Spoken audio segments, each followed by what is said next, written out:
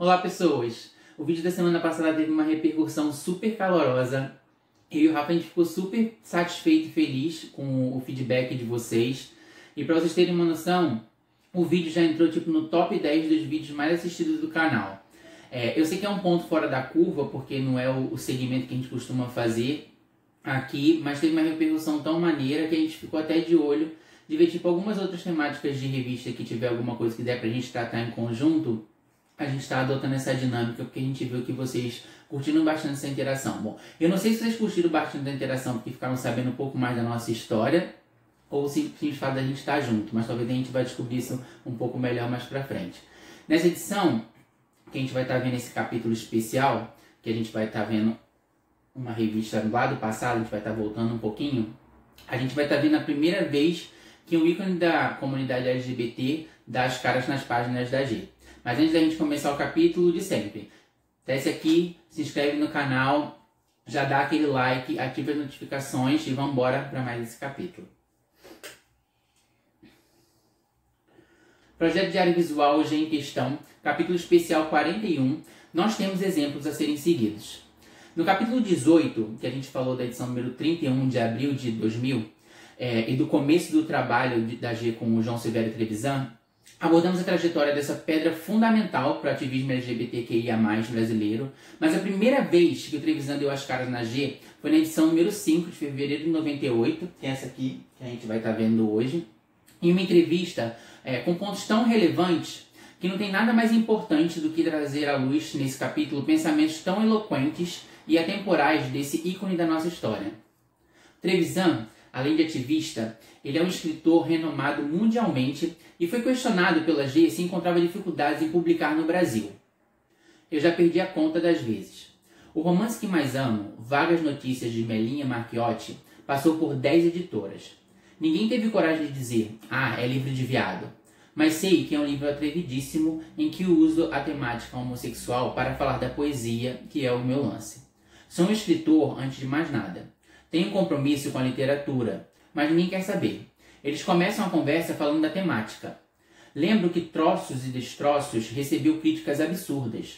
Uma delas, publicada na revista Isto É, tinha a observação do tipo, mas trata-se de um homossexual culpado. Isso é uma resenha literária ou de uma sessão de análise? Alguém falou que as mulheres de Jorge Amado são reprimidas sexualmente? Ou que são estereótipos?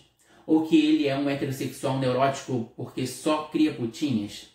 A verdade é que as redações de jornais deste país estão coalhadas de bichas enrustidas. E o pior inimigo de um homossexual aberto é uma bicha enrustida. É uma necessidade de manter uma tal superioridade, descarregando em cima da bicha uma série de conceitos que normalmente não se colocam em cima de outros escritores. Essa necessidade de superanalisar o profissional LGBT através de uma lente da sexualidade é um reforço do preconceito impregnado em vista da falta da mesma análise com profissionais heterossexuais. Um exemplo disso é o fato de termos vários atores heterossexuais sendo escalados para papéis LGBT e sempre ao questionamento se um ator gay conseguiria interpretar um mocinho heterossexual em alguma obra. Porque quando se trata de um LGBT, o seu talento é julgado através da sexualidade.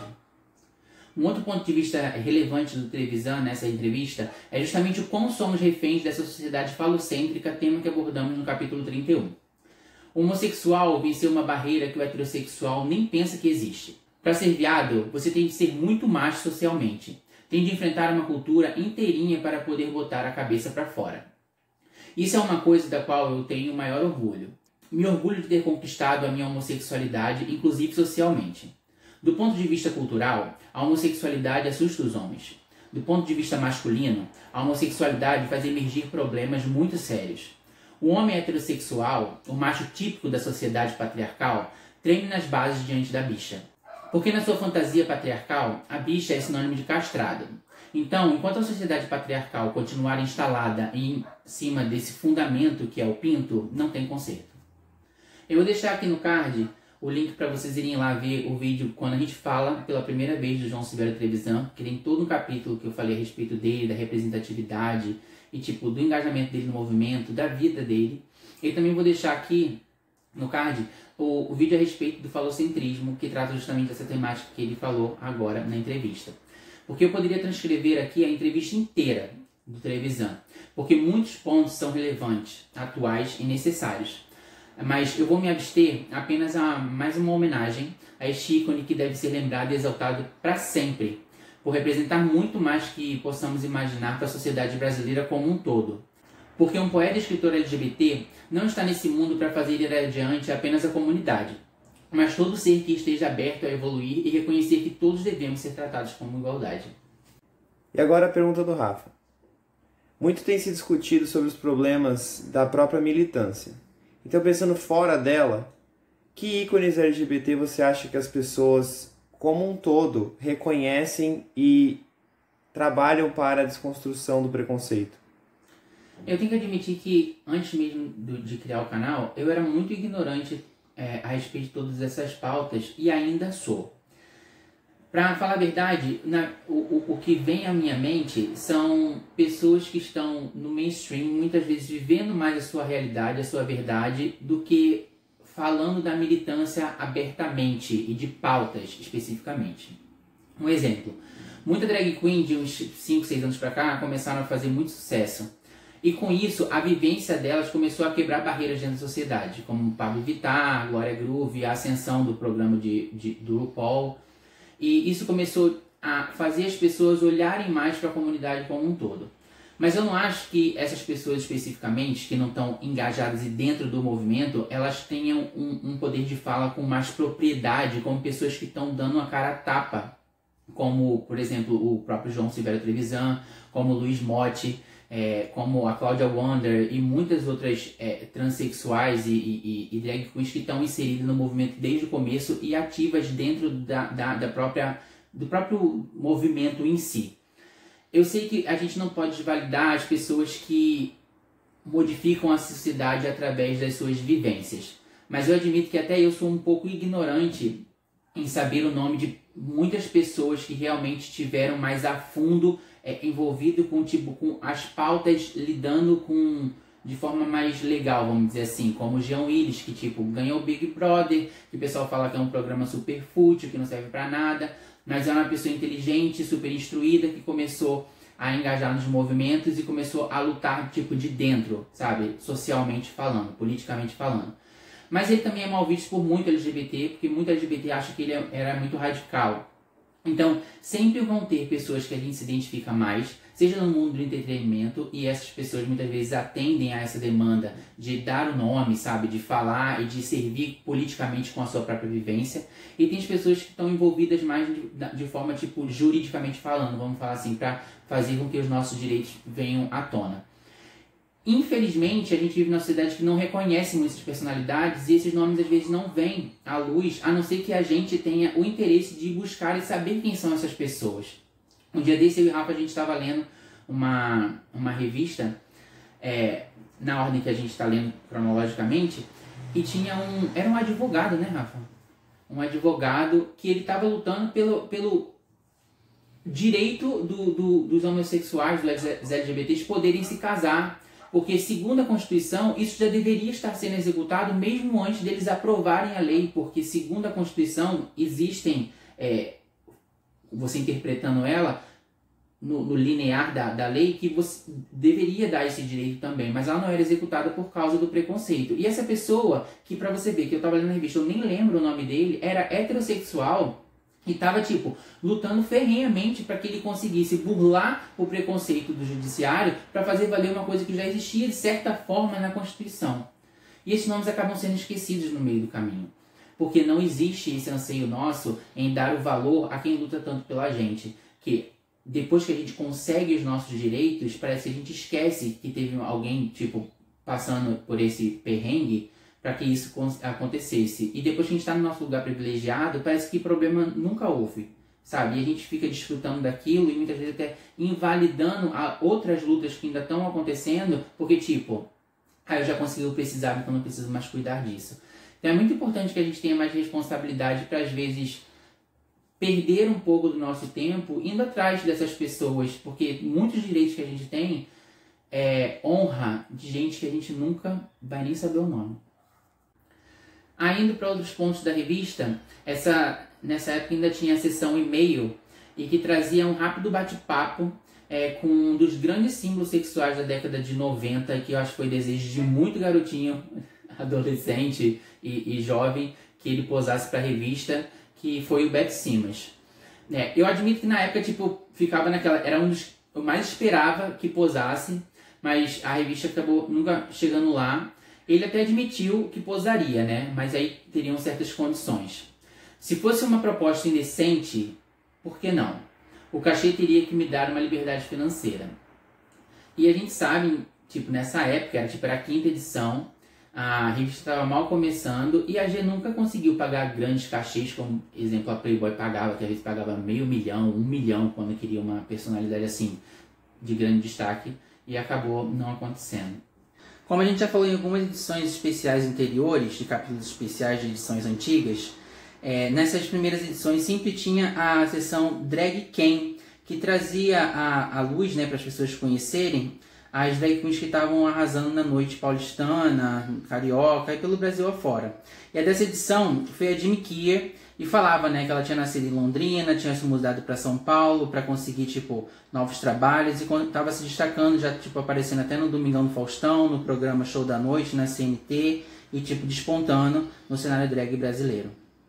Em Gay Cult e a Arte do Babado, uma matéria que falava da solidificação da editora alemã Taschen no território nacional, com suas publicações voltadas para a arte do homoerotismo, como o Tom of Holland, né, um dos pintores de arte e desenhista, né, de arte homoerótica, e Beefcake, que também é que até um filme documentário que eu já falei aqui, de um pessoal que tirava fotos de halterofilistas com conotação nua e que deu uma polêmica. Eu vou deixar até o link aqui também no card de quando a gente tratou desse capítulo. Aí nos ensaios, nessa edição, só tinha, no começo, 2 ensaios, né? Que era o Desejo, que foi o modelo e figurante Sidney Pinheiro, que fez o ensaio como nadador. Ele é natural de São Paulo e não mudou nada ao passar desses anos, e vive uma vida bem tranquila e familiar em Osasco. O ensaio de capa ficou com Marcos Oliver, no auge da sua juventude, acho que ele estava com uns 21 anos. Na época ele nem sonhava ser estrela do teste de fidelidade, mas já tentava ingressar na vida artística. Junto com o Anderson de Rise, ele também foi capa de outra edição da G Magazine, uma edição especial, que era sobre a peça O Calcutá. E o Oliver continua aí nas redes sociais, vocês conseguem lá ver como é que ele tá, e continua trabalhando a parte do corpo, dando dicas de saúde, e tentando a vida artística, como ele sempre tentou desde quando ele era jovem. E assim a gente termina mais esse capítulo. Sabe, gente, o canal, eu tô aqui falando a respeito de pontos que foram super importantes nas matérias da G Magazine, mas sabe que a gente está aqui para tratar a respeito justamente das pautas que eram tratadas naquela época e como elas são vistas nos dias atuais. E eu no vídeo passado até falei que eu não me sinto militante, eu estou aqui para falar muito mais das minhas vivências, das coisas que eu tenho aprendido através do canal, através das leituras e do que eu tenho buscado de conhecimento. Então eu não posso me colocar aqui como um foco de a pessoa olhar e falar, porque aquela pessoa específica, o Rafa, ele é militante, ou ele ensina muito. Não, eu acho que a gente está aqui para aprender junto. E uma grande prova disso é eu mostrar que existe muita ignorância da minha parte a respeito de tanto conhecimento a respeito de política social para a comunidade LGBT. E eu queria justamente perguntar para vocês que estão aqui fiéis, que assistem sempre o canal, se vocês têm ídolos e conhecimento a respeito de pessoas que foram e que são pedras fundamentais desde quando o movimento realmente começou lá na década de 60, 70, até os dias de hoje. E se vocês acham válido essas pessoas que muitas vezes não militam ativamente, mas militam com a vida, como muita personalidade LGBT, por exemplo, um Gil dentro do Big Brother, uma Pablo Vittar levando o talento e a música dela à frente, se esse tipo de representatividade também é válida, sem você estar escancaradamente dentro do movimento, lutando de forma mais incisiva e jurídica especificamente sobre as pautas. O que vocês pensam desse assunto? Quem são os ídolos, os conhecidos de vocês que estiveram sempre à frente dos movimentos? Vamos compartilhar essa ideia que aí, do mesmo jeito que muitas vezes eu estou trazendo tanto conhecimento, vocês me ajudam trazendo mais conhecimento para eu estar indo atrás e a gente crescer junto. Então antes de ir embora, gente, não esquece de se inscrever no canal e deixar um like, ativar as notificações para estar recebendo sempre a noticiazinha lá de que tem vídeo novo, que é toda quinta-feira às 18 horas. Vou deixar meu Instagram aqui, que provavelmente deve ter mais interação por lá, para a gente estar trazendo mais pauta, com mais conhecimento, até mesmo tipo novas dinâmicas para agregar no canal, como foi o do vídeo da semana passada. Comenta a respeito da temática do vídeo de hoje, o que vocês acharam do vídeo da semana passada, ou deixa aqui as dicas de personalidades LGBTs para a gente estar estudando e conhecendo, sabendo mais sobre a vida delas. Compartilhe o vídeo e obrigado por ter vocês aqui comigo. Até já já.